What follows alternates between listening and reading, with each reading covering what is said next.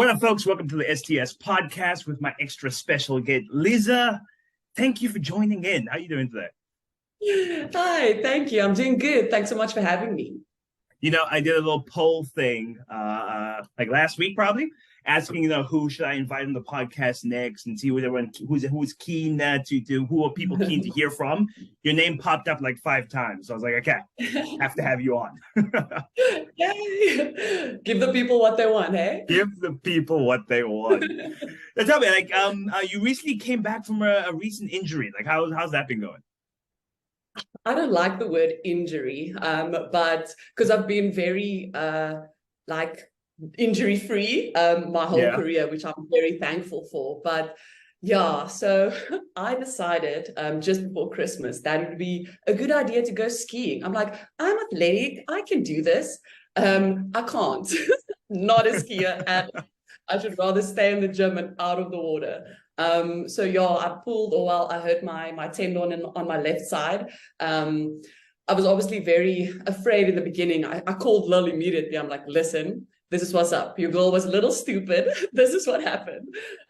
So she said, oh, it's okay. Let's deal with this head on. So I went for physio. I did obviously some recovery programming, and I can say now happily that I'm pain-free. I squatted yesterday actually, and it's feeling amazing. So yeah, 7 hard weeks, hard work, more mental than anything else, hey? Like scaling back and doing the basics again, just not letting it affect you emotionally and mentally was a bit of a challenge. But yeah, that's what mental resilience is. And yeah, I'm back stronger than ever, and I'm excited to prep for Elite Raw. So yeah, things are going well. That is awesome, especially after, because you got the little niggle after you got your invite for Elite Raw. So I can imagine that being the back of your mind, like, yes, I've got this massive opportunity now. Like, am I actually going to be able to fulfill it? I can imagine that was a tough thing to have to go through. Oh, for sure, definitely. And especially because I'm seeing this year as my redemption here in powerlifting, because last year I had a really good start to the year, winning Unleash the Beast finally up after that trophy for so long. So finally winning that, and then getting sick just before nationals, not being able to go, then changing our plans, going to Iron Gladiators in Durban, which did not go according to plan. That's actually the first comp that I kind of bombed out. There's a lot of factors we obviously investigated, and there's a lot of things we're doing differently now. But so I really needed something this year, because I was like just feeling down and being like, squats on my favorite lift. Like, how can I bomb out on my favorite lift? Like, Iron Gladiators was a real challenge for me. But I mean, having my team in my corner and supporting me no matter what, it's just, it's got my head right for my redemption here, let's call it that. And when I got that Elite Raw invite, I was like, I felt so honored and so humbled at the same time that now I have my chance to redeem myself and to really do what I want to do and hit my goals and achieve what I want to this year. So yeah, that's going to be a big year for me. Oh, I mean, that's exciting to hear. It's really exciting to hear. But I've always told people, like, the one thing about powerlifting is it can be a very, heartbreaking sport. Because if you play rugby or you play cricket or whatever, if you have one bad match, you have another match lined up the week after, 2 weeks later, or whatever it is. Whereas with powerlifting, you're going to spend 4 months, 5 months, 6 months, a year building towards one specific date, one specific competition. So it's like I have all this build up to this one particular day. And if this day doesn't go well, it feels like I've almost wasted all this time leading into this, because my next redemption opportunity is so far away in the future. Exactly. Like, not necessarily wasted, but like you feel so disappointed that you didn't take that opportunity to show the months and months of prep and the hard work and sleeping well and eating well and keeping your mind in check. Like, there's so much that goes into it that, I was so disappointed. I remember on the day at Iron Gladiators, I was crying so much. Like, I just walked out and I was crying. And Eddie, he's been my handler for the last year. And he actually just sat with me and he's like, you know what? Cry, feel it, do what you need to do. But then you get your head up and you go back and you try again. I mean, you don't quit. I was like, listen, I'm going to change my flights. I'm flying home. Like, I'm leaving. I'm not even finishing. And he's like, nah, you're not doing that. You're staying. And just actually the testimony of that. So many people came to me being like, yo, we admire you. So like, thank you for keep smiling despite it not going well. And, so there's always a chance to inspire other people through even your own failures. And as I'm saying, like powerlifting is one sport where if you do it for long enough, you will have a meet like that. Like I don't know anyone who's done this for a good length of time. It was bound to happen, and I'm grateful it's almost for the lesson. It's earning your stripes in the sport, man. You have to at least have one catastrophically bad meet. I'll just bring you back to earth. Like, listen, you're not untouchable. Anything can happen to you. So I really do believe that you learn more from your failures than from your success. So I'm grateful that it happened. I've picked my head up and I've really come back stronger. So I'm excited for, I'm going to say it again, my redemption here next year. Or this year. I really do hope that it goes well. I mean, prep has been going well. Training has been going well. So let's see. Amazing. So you, for those who don't know, like Lil is your coach. So what have you and Lil prepped for the lead up to Elite Raw? Like, what if you are at liberty to discuss? Like, what's your goals heading into it? So basically, the last 7 weeks we've just been doing rehab, just making sure that I can move well and move pain-free. So obviously dropped the weight, did a little bit more volume, and that really worked. I mean, that's just in summary of it. But now we can actually start building towards that and getting stronger and increasing on what I've achieved last year. So actually, like with Lil, it's been amazing. Like our journey, we met back in 2017. That competition Rowan actually mentioned when she was on the podcast. I also entered that. I didn't win it; she won it. But I got 3 months free training with Lil. So that was my introduction with her, and I absolutely I love that woman. She is incredible, such a role model. And started training with her in March 2021, so almost 2 years now. And what we've done together is absolutely amazing. Like, one of the highlights for me definitely has been my squat. I mean, squat is my favorite lift. I will squat all day, every day if you give me the opportunity. So we've added about 40 kgs to my squats during this time. So I'm very happy with that. So I'm keen to see how we keep on building on that. So we're just making sure the mentality stays in check and doing all the small things right, just getting everything, doing everything right, and then 1% better each day. So that's what we've been working on. Yeah, Lil actually put a post, I think it was today or yesterday, talking about how she's talking about the bench press specifically and how the little things don't add up, they multiply. And it's like that's one of her great strengths as a coach, is being able to look at the small things and putting those small things in the right place. Like, she's also helping my coach David with my rehab, because I have a little bit of a back niggle. And I must admit, like, the assessment I had with her, the thing she recommended that me and David start trying, and like we're 2 weeks into trying them, and it's already like you can tell those small little things are like multiplying together, where it's like each session is just a little bit better than the previous one. Yes, exactly. I think that's what it's all about, like that 1% better each day. And I'm so grateful to have her in my corner, and just to keep that consistency and to keep building and just to get better. She definitely knows her stuff. I think she's one of the best in the country, if not the best. So it's an absolute honor to be one of the athletes and to have a close relationship with her. No, amazing. So for Elite Raw, like what do you have your sights on? Because right now you're knocking on the door of becoming one of the best females in the country ever.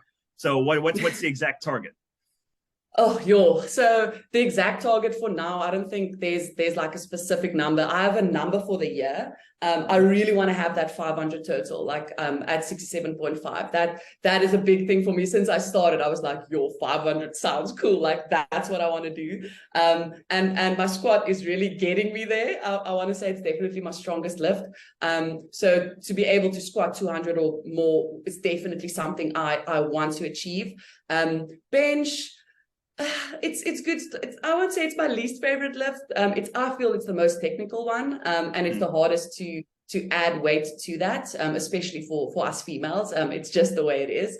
But dialing in on technique, and also, like you said, Lil is really good with like pointing out, do a little bit of this, or put your feet flatter, or like, you know, the small things that you think, oh, I've been doing it for years, I know what I'm doing. Not necessarily, they could always be better. So, and doing that. So, and yeah, deadlifts, I mean, ultimate goal, definitely 200. I'm at about 175. I think it's the best I ever did. So just keeping on building on that.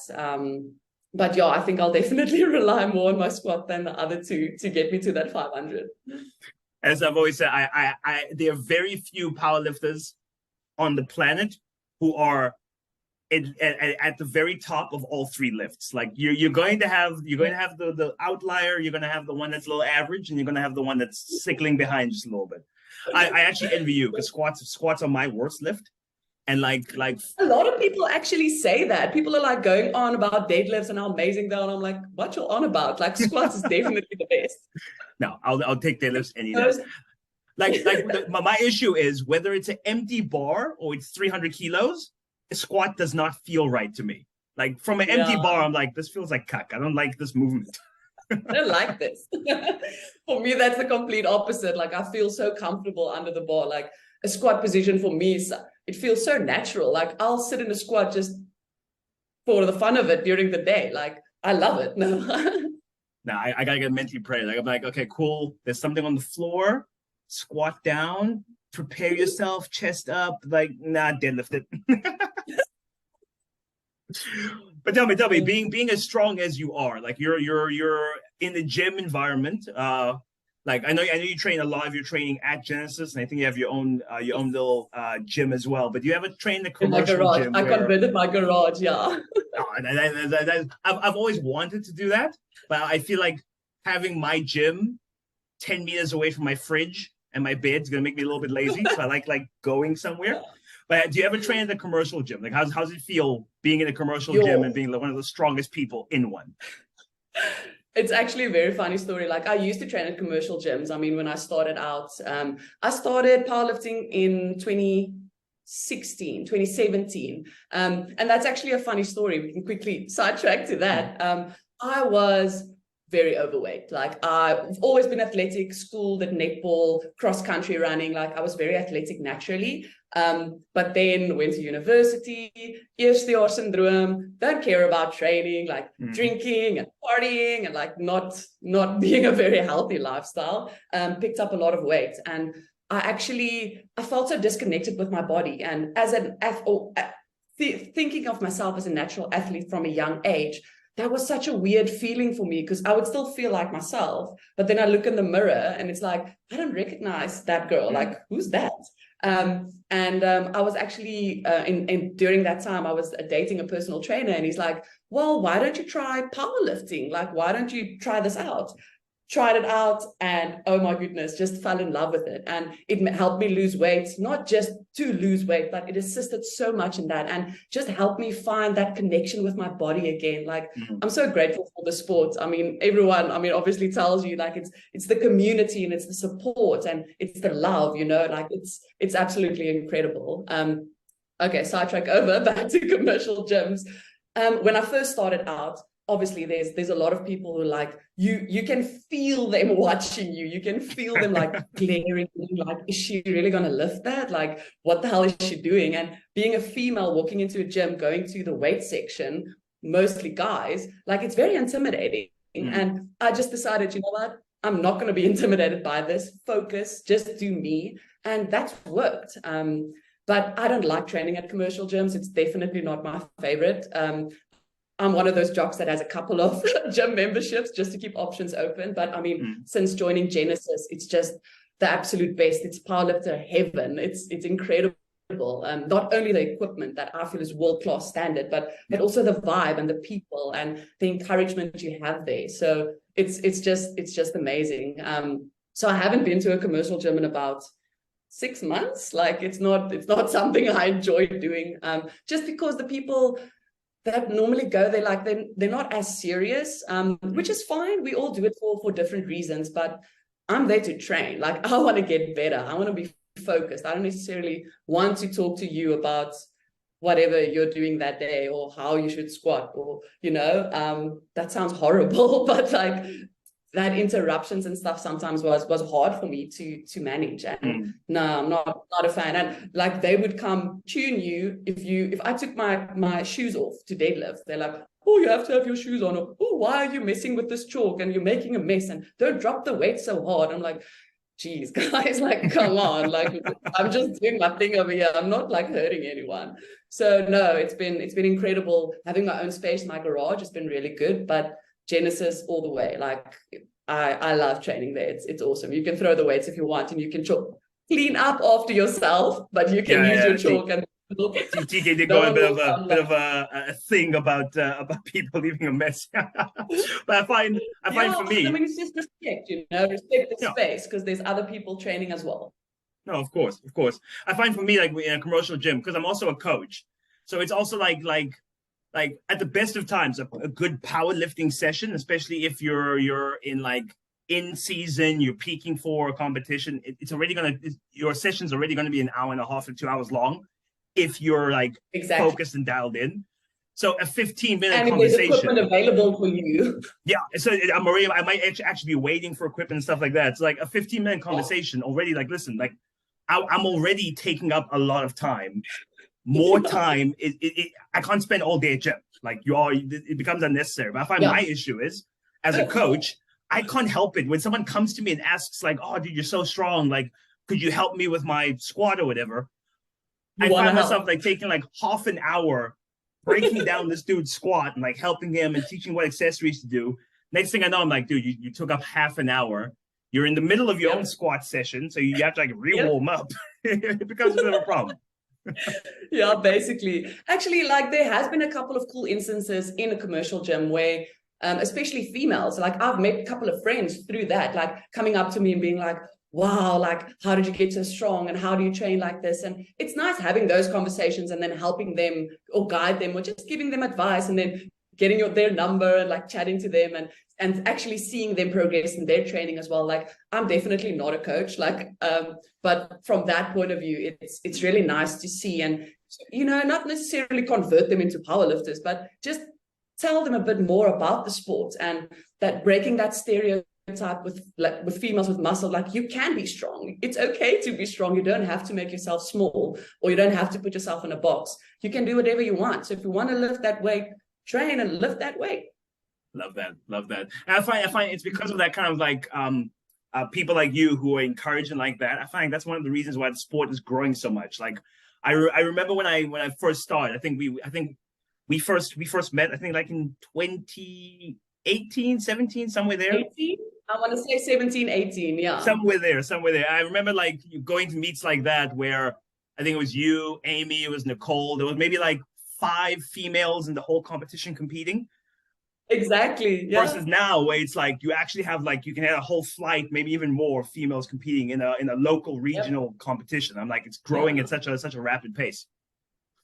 And not only just competing, but competing to win. Like there's a lot, like the competition between them is really good. And it's lucky to see like a lot of these females coming up, and a lot of them coming out of nowhere and being like so strong. And it's great to see. I think you mentioned it a couple of times, like we're in the golden era of powerlifting. And I completely agree with you. Like the sport is really becoming more well-known. People actually understand what it is. And when I tell people I do powerlifting in the beginning, they were like, oh, so you stand on a stage? I'm like, no, that's bodybuilding. It's something completely different. Like powerlifting is weightlifting. They're like, oh, so Olympic weightlifting. I'm like, no. So you have to like educate. And I do think that the education level of the general population has increased. A lot of people know more about it and getting into the sports. And I think if you're an outsider looking in, it can be quite like, what the hell? Why are you guys shouting at each other? Like, why are you screaming so loud for this person? Like, you guys are so aggressive. It's so violent. But it's not at all. Once they actually compete themselves, they fall in love with it. They understand the support. Like your biggest competitor can be squatting, and you will be shouting for them to go up and to get that lift. And that's what I absolutely love about the sport. Like, yes, you're competing against other people, but you're competing against yourself mostly, and encouraging everyone else to also do that and be their best self. So no, it's amazing. That's what I love most about the sport. Like, for instance, like me and Sipo have this like little rivalry going on. But Yeah.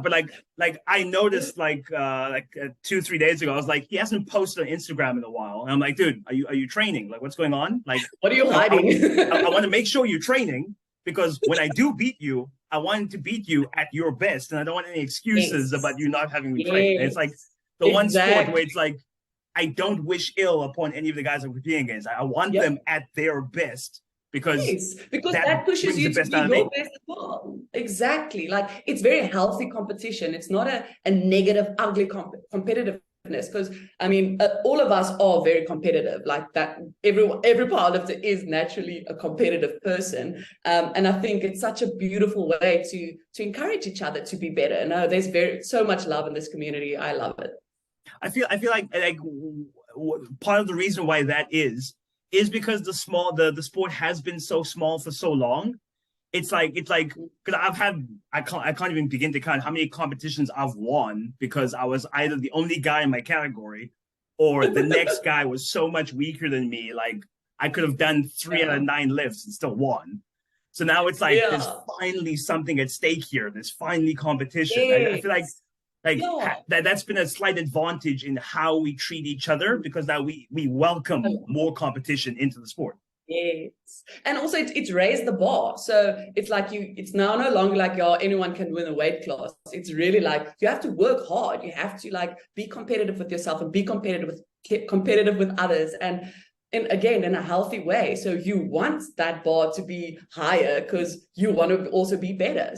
So no, it's great for the sport. It's great for the community. And I think the more people, even if you don't want to be a powerlifter, if you train powerlifting style, there's so much benefit. There's so much carryover, like in your normal life, if you want to call it that. So my sister has 3 boys, and I always say, like, I train hard so I can play with them, so I can pick them up and like help my friends move. And like, it has so much carryover in your normal day-to-day life that there's benefits for everyone. I even got my mom squatting, like from the couch up. I'm like, yeah, let's go. Like. And even my Awesome. sister actually, she trains with Danny Howell at in Cilliers because they Oh, stayed there. okay, nice. And he's been helping her, and it's so cool because now she sends me videos and she's like, "Look how much I deadlifted, or look how much I've increased on my squats." And it's so cool to have now. Finally, she's like, "Now I understand you so much better." Not that she didn't before, but there's this added value in our relationship that we can now share that same love for it. Like she'll never compete, but she understands and the love and the benefit of it, and also just connecting with your body. So it's amazing. If I can convert everyone, I'll do it. I've always said like it's my mission to get as many people into the sport as possible, because I just like it's always just a lack of vibe when you have like as many people competing in the vibe, like supporting each other. It just makes the sport a lot more fun. Definitely. But speaking of like rivals and stuff, do you have anyone that you sort of like mark yourself against, like not necessarily direct competition, but like if they're getting better, it motivates you to get better? Do you have any particular person you look at in the sport? That's an interesting question. I think I look at a lot of people in terms of just how they're training and how they're doing, and especially within OTG. I love looking at people better than me and being like, I want to be more like you. Like I want to compete at that level. Like I really want to be an elite powerlifter and do that and reach my goals. So I wouldn't say direct competition like, oh, she just did this lift, I also want to do that. I think there are a lot of us on the same level. So I would say me and Jade most probably are most neck and neck towards each other in terms of she's a bit younger. So that's obviously an advantage, but she is crazy strong. I mean, the whole Badger team is amazing. But yeah, I think she's the one I probably, I won't say compare myself to, but I'll be like, okay, cool, she did this, I got to hit it too. Yeah, I find it's both a natural thing and anything that motivates you. Like, not that you wouldn't put the work in if that wasn't there, but now it's like on the days when you're not quite in the mood, you have that to fall back to. Like, listen, I don't care if I'm not in the mood or not. That person, we were neck and neck. They're a little bit ahead. I need to step my game up.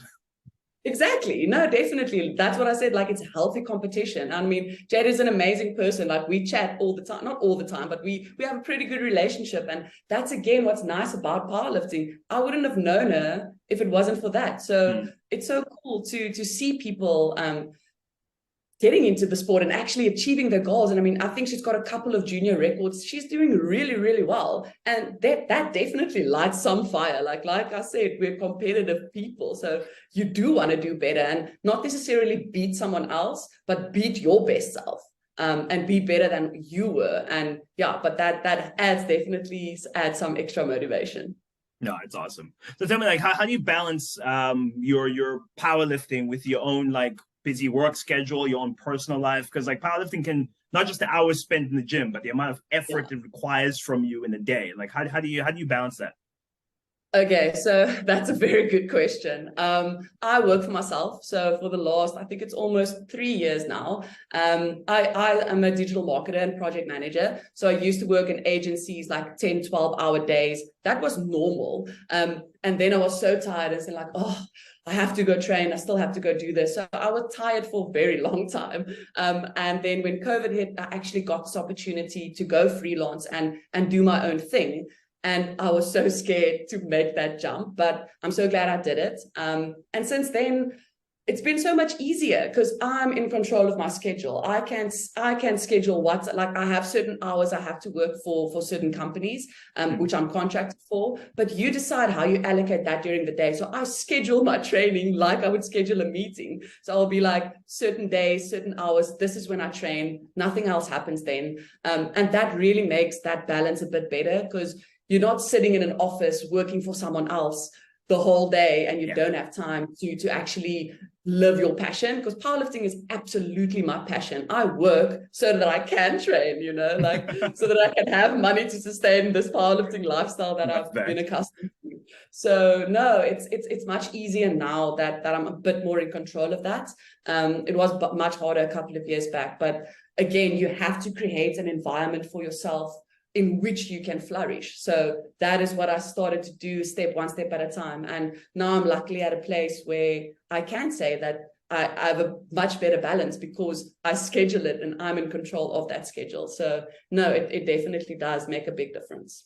No, it's really cool. I find I'm in a similar position now where it's like, I always tell people like, listen, like the way, because even as people who are passionate about the sport, there are days I wake up and I'm like, the last thing I want to do today is put 200 kilos on my back and have to squat. Yeah. Like I'm not in the mood today. You're tired, like your mind, like right? I understand. But it's you still do it.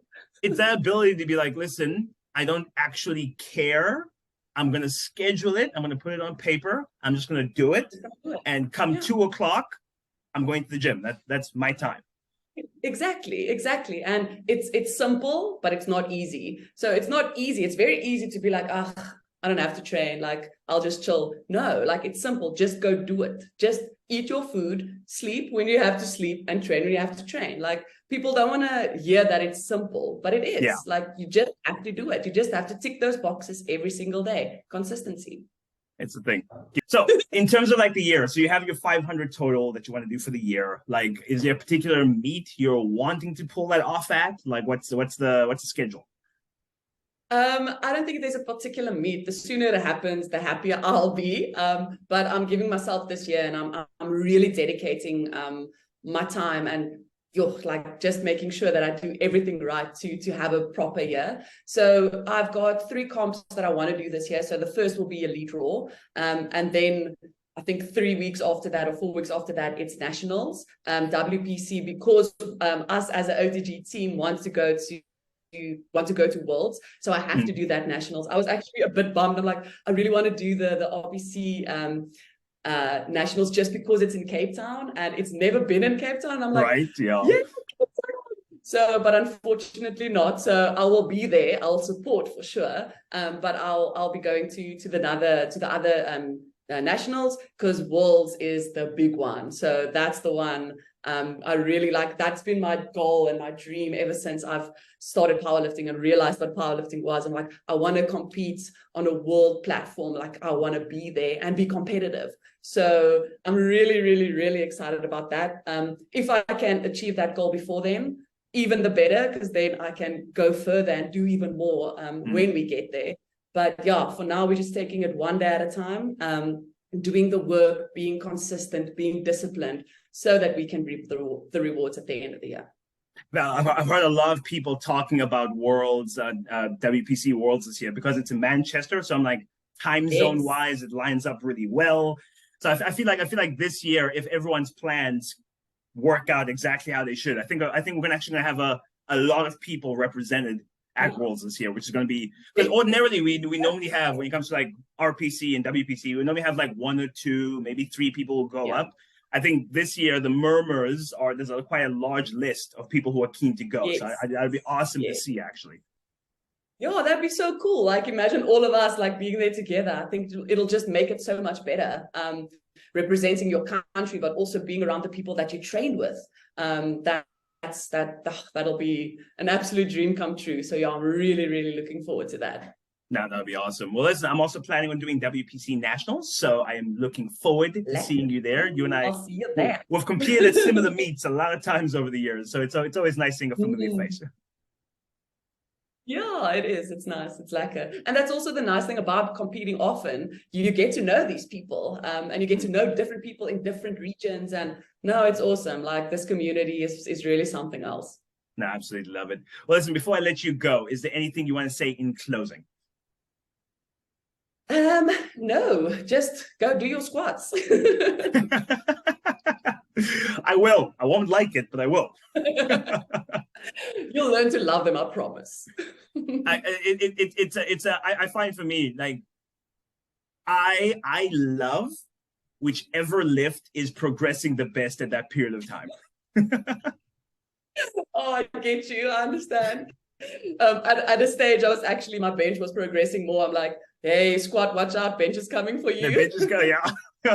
I find though, my default though, if all of them are going well, so I like squats the least. I enjoy bench press the most, even though it's not my best lift, and then comes deadlifts. Deadlifts are my best one, but like deadlifts are a mission. So it's like, bench is a little easier. I feel you. Like, it's hard work. Like, deadlift is not easy. I find for me, I don't know if you're similar. With deadlift, I find everything above 65% just feels heavy.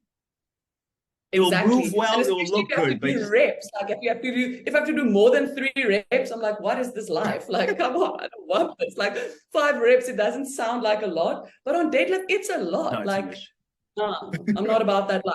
Give me 10 reps on squat, brother. I'd rather do that any day. No. Actually, no. I changed my mind. Reps on squat is what? Reps on squat. Like right now, because I'm still rehabbing back up. I did 160 for 5s, but with a 5-second eccentric. And I'm like, after 2 reps, I'm like, I'm done, guy. I'm done. This is hard. I don't want to do this anymore. It is hard, but that has so much carryover, that time under tension. Like, we've also been doing a lot of that, and pauses and more eccentric, like longer, and it helps, like, for recovery, definitely, but also like it has carryover. Then when you do your lift, it's so much easier because you don't have to do it in slow-mo. It's my favorite quote is the more you sweat in training, the less you will bleed in battle. So I'm like, if my training's hard, that's a good thing. It's meant to be hard. Yep. Exactly. And that's why we do it. We love it. We low-key love suffering. Like, we like having that pain. We like going through it. So, and also it teaches us mental resilience and grit. And again, that has carryover in your normal day-to-day life. And that's amazing. 100%. Lize, thank you so much for joining in on the podcast. Thanks to everyone for watching. We'll see you in the next one.